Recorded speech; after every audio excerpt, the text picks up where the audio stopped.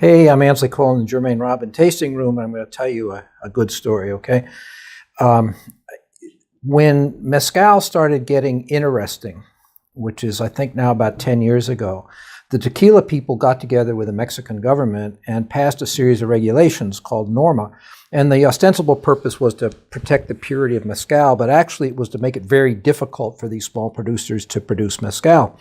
And they made, there's a fee, and every time they move something, they have to have a government inspector out there. It costs $75. They put all these things in there. And one of the things they did was change the way people were making it. Now, back when, before these series of regulations, what would happen, or even before Mezcal got hot, if you wanted some Mezcal, you went to the distillery, and the guy kept the Mezcal in bulk, say in gallon containers or 5-gallon containers or old Coca-Cola bottles or whatever, at distillation proof, which is about 55%. And then you wanted it cut. Drinking strength is pretty much around 47 or 48%. Otherwise, it's just too hot. And in front of you, he would take the tails from the first distillation run and add it to the body of the second distillation that he was going to sell you, and do it in front of you so that you could keep tasting, and you'd say, okay, I like that right there. So anyway, and the NORMA people said to the Mezcal producers, from now on, you're going to have to do that with water so that it would be more like tequila, less differentiated. Yes, less differentiated. They were scared of Mezcal getting more popular than tequila, or being regarded as a better product anyway. So I went to Los Nahuales about a year ago, and I said, hey, why don't we make a batch, and we will call it agave spirit, since we can't call it Mezcal, and we'll call it Metodo Antinguo, the old way of doing things. In other words, Los Nahuales would make a batch of Blanco, Joven, and instead of reducing it to proof with water, they would add the tails from the first run, the tails that are about 10 or 12%, and it takes quite a bit of them to bring it down from 54, 55 down to 47, 48%. And we went back and forth on that.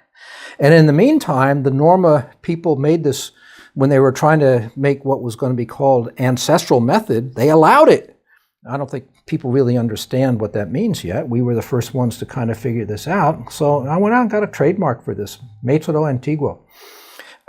So as far as I know, this is the only legitimate Mezcal on the market, in which, I just got this bottle yesterday, in which the Mezcal was cut to proof with tails from the first distillation run.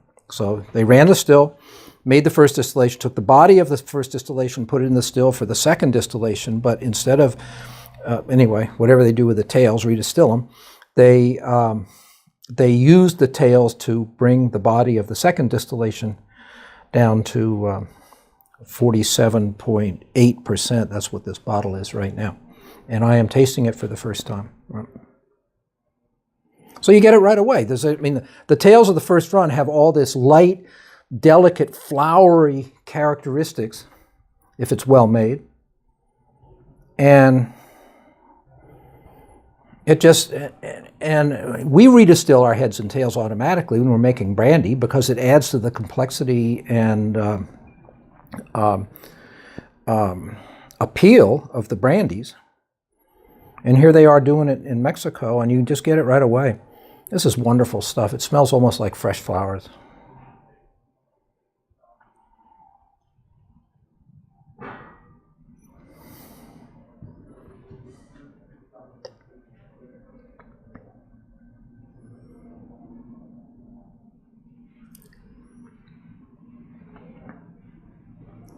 A little hotter. It's 47.8%. And because the tails were not redistilled. And it's very vegetal in this kind of funny way. And a little bitter, which I like. I happen to like it. It cuts the fruitiness of it.